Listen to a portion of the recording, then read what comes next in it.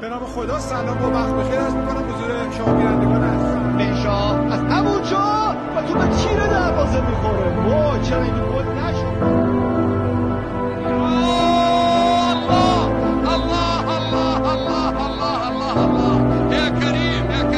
در سر دیگه فرصت برای پرسپولیس ضربه تو دروازه جلال حسینی سید جلال چه گلی دود بر کاپیتان. آفرین کاپیتان.